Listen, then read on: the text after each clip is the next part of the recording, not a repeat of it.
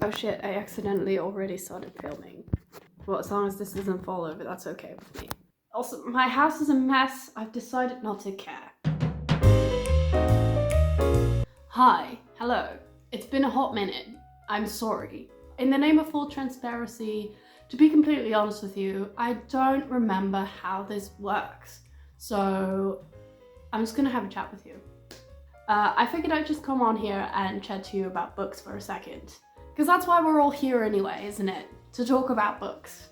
So let's just do that. Last time we spoke, I talked to you guys about some recent 5-star reads of mine. One of them was Vagabonds. Fantastic book. Another one was The End We Start From.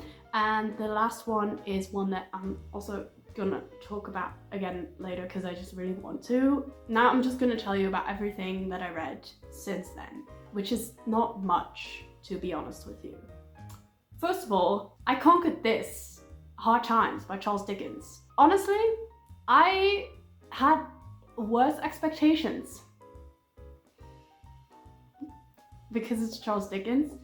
It's not that book though, but anyway, I thought this was gonna be absolutely insufferable to get through, but honestly, it was kind of fine. My biggest beef with it, aside from the guy who married his friend's daughter, whom he knew since she was a child, aside from that, there wasn't enough of Sissy Jupe in there. Because the book starts off with this chapter about this girl who can't explain what a horse is because she's grown up on the circus, she's grown up around horses, but like, she's not serious enough, according to like the main character, to explain what a horse is. And I was obsessed with her. She was great. She grew up on the circus, how can she not be fantastic? So this guy, he takes her into his house and he like raises her, like he educates her, right? So I was expecting the book to be about her, but it wasn't. Yeah, so my review of Hard Times by Charles Dickens is that there was not enough of Sissy Jupe, and honestly, the Paramore version was better. The next one caused me an absolute mental breakdown. This one had me so fucking close to dropping out of school, and it's not because the book was bad. The book was actually the most fun book that we've read since the start of the year, so that was not the problem. The problem was, however, that it was 600 pages, and I realized that I had to finish it in 3 days. And I didn't want spoilers, so I actually had to do that. And I did. I read Jane Eyre in 3 days. I can pat myself on the shoulder for that. It was a very stressful reading experience, but I did do it. Very proud of myself. I like this book. I see why it's like one of the most praised. Well, I don't know if it is one of the most praised classics. That's why it's a classic. But I think the thing about Jane Eyre is that like everyone talks about it in the name of feminism, obviously, and about how it's like still fun to read. Like this is actually people's favorite book, not just like a fun classic. And I see why. I did enjoy it. I have to do another assignment on this one, so I'm going to have more thoughts of it in the future, but right now there's a bit of overload of Jane Eyre in my brain, to the point where I don't know what to say about it. My advice to you is, if you're not a very fast reader, don't try to read Jane Eyre in 3 days. You will not have a good time. Next one I read was one that I had very high expectations for, and it's Milkfed by Melissa Broder. If you follow me on Instagram, you know that I was let down by this book for the simple reason that every single thing about this book, from the cover to the title to every review of people who had read it. Wait, how did the sentence start? I don't remember. Anyway, everything about this book led me to believe that it would be about adult breastfeeding. Please don't judge me, but I was prepared for that. I bought this book thinking that that was what was going to happen, and it didn't. And the thing is too, like, it has all the ingredients. It's about a woman in her 20s who is a lesbian. Well, she's not sure if she's a lesbian. She's trying to figure that out. She has an eating disorder, which is a very prevalent theme in the book, and she has intense mommy issues. So we have eating disorder, lesbianism, mommy issues. Put those three things together. Call a book milk fed. What do you get? Come on. Wasted opportunity. I just don't understand why you would bait people like this. I say people like I don't just mean me. I don't know what my issue is. Let's not address that. But I was misled.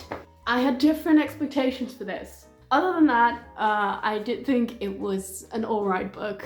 It's written in like this really stoic, aloof kind of way, and it's meant to be because the character is very like disattached. How do you call that? I'm gonna go with disattached. You know what I mean. She's in the middle of a mental breakdown, so it makes sense. Also, the descriptions of things in this book, especially of the love interest, what was her name? Miriam. The way that she described her sometimes was so weird. Not just the way she talked about her, but also the horny scenes. There's a lot of horny scenes in here. And the way that they are written is so funny to me. Like, they're so... I don't even know how to describe. It was very funny to me. I've never read anything like it. Horniness presented in such a head-on kind of way. Especially from an American writer, you wouldn't expect that kind of like openness, I guess you could say, when writing about sexual themes. And also, like I said, the descriptions of a lot of things were really like weird, like comparing eyebrows to lions bathing in the sun, things like that. That kind of just made me like giggle because it was just so weird. I did appreciate that, so I'll give it that, but I do have to admit that I was quite bored throughout some other parts. But A+ for horniness. I feel like I'm forgetting something. Oh wait. Oh, there was two things. Oh, they're both on the couch with me because I haven't cleaned up my house in ages and everything is just scattered somewhere around the couch because that's where I live mostly. So the reason that the next book took me at least 2 weeks to finish, even though I feel like I read it in 3 days. I guess I didn't, but there was 2 books in between that I didn't finish, both of which were for school. This one, Against Nature, by a guy with a Dutch name, but he's actually French. So you have to pronounce it in French, and I don't want to. So just read it for yourself. This book is extremely boring, despite the fact that it has a bejeweled tortoise. That's right. No further comment, to be honest. This book is just about a guy who hangs out in his house and talks about his stuff. And that's it. And that's like supposed to be the height, or no, I guess it was the start of like symbolism. My hopes for symbolism were a bit higher than this. So I got a bit over halfway through and then I was like, you know what? I don't have the energy for this. The tortoise died in the chapter that it was introduced because of all the jewels it had on it, because they were too heavy for him. Well, it dies because it's just simply not used to luxury. It's obviously the tortoise's fault. Best believe it's still bejeweled though. That was going to be my review if I ended up finishing it, but it doesn't look like it, so you're going to have to take the bejeweled tortoise joke. Thank you very much. This is my first video I'm making since Midnights. Next book I had to read for school but didn't finish is Interview with a Vampire, strangely. I'm not sure why they're making us read this. I found out halfway through the course that we don't actually need to write about this. We can just choose to write about something else. And I got to page 53 before I realized that I was bored out of my mind. I felt bad about it because I know that this is very popular and I know that this is like having a resurgence because of the Netflix series that recently came out. I know it's gay, I'm aware. You're reading about a guy's life. Like, it's literally just a guy talking about his life. And you know how I feel about men talking about their lives. I just don't care. I'm sorry, not even if they're vampires, I just can't be fucked.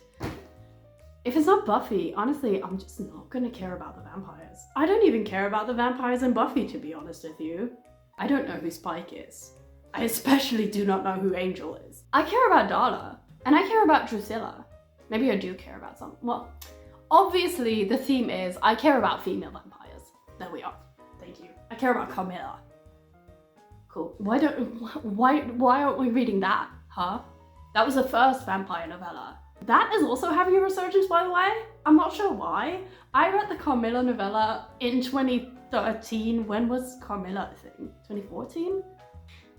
That's the kind of lesbian I am. It probably tells you a lot about my old age and my homosexuality. The next book I finished today. It was a reread. It was Normal People. I mentioned before that I was planning to reread this and then saying that I didn't want to anymore. And then I did anyway because it's about students having a hard time. And I was just like, I need that. I need the support. I was scared to reread it because I don't like conversations with friends. So I thought that if I would reread Normal People, I would be like, wait, this is shit too? But I wasn't. I was actually quite pleasantly surprised by how much I still love this book. And it's mostly in the message for me. Like, I do realize that the writing is very simple. Like, the prose is not anything super spectacular. Don't come for me. Because that is actually what makes it so good. Like, it's very easy to read. And that makes it fantastic because it reels you in and it keeps you hooked. And that's just absolutely fantastic. It's honestly kind of a masterclass in like enticing writing in a simple way. I really admire it for that. But then I guess what you do need is something else to hold on to, which I just didn't have with Conversation for Friends, but I did have that with this one because the characters are very lovable and there's a fantastic message in here. I do realize it was kind of rushed at the ending. I don't think I experienced it like that the first time I read it, but I did now. It felt really rushed at the end. But I fucking love the message of like, sometimes people just have to be in your life for a while to change it and to make it better, to make you a better person. But that doesn't mean that they have to be in your life forever, you know? It might mean that they have to leave at some point, and that's okay too, you know? That's just like the natural progression of life and relationships. And that doesn't make the relationship any less valuable. And that's why I love this book so much. Like, there's never any pressure on that relationship. It's just two people who influence each other for the better. And that's enough, you know? Yeah, I still love it. So that was the last one I read, but I did want to talk about another one. I finally have a copy of All Eyes Under the Sea, and I don't just have a copy. I have a signed copy. Yeah! Last week, there was an event in the Netherlands where Julia Armfield came to talk with the writer of Diep Diep Blauw, which is a Dutch book, which is also about deep sea and sapphicism. Weirdly, two separate writers wrote books about that this year, and so somebody decided to have them talk to each other about it, and I went there, and it was great. It was a very fun interview, and then afterwards, all the writers came into the foyer and stood around talking to people and signing books if they felt like it. And so I actually talked to Julia Armfield for a bit. She's great, she's very fun. I just felt a bit flustered talking to the person whose mind this came straight out of. When if you watched my last video, you know what this book did to me. I actually told her that this book broke my heart into a million pieces, and she apologized. And then I was like, oh no, thank you, actually. And she understood. We also joked about how gay it is to be left-handed. I felt a bit left out because I'm actually not left-handed, but I am gay, so we have that in common. Very fun fact about Julia Armfield and I. I was so sad that I didn't have a physical copy of this book because I loved it so much, and then her just coming to my country to talk about it and having them selling the book there and then having her sign it for me there while I was speaking to her, it was like fate. It was fate. It was just meant to be. It's on my favorite shelf now and I love it very much. I have highlighted everything that I loved about this book, which was quite a lot. I mean, at some point it's just not necessary anymore to highlight stuff when it's everything, you know?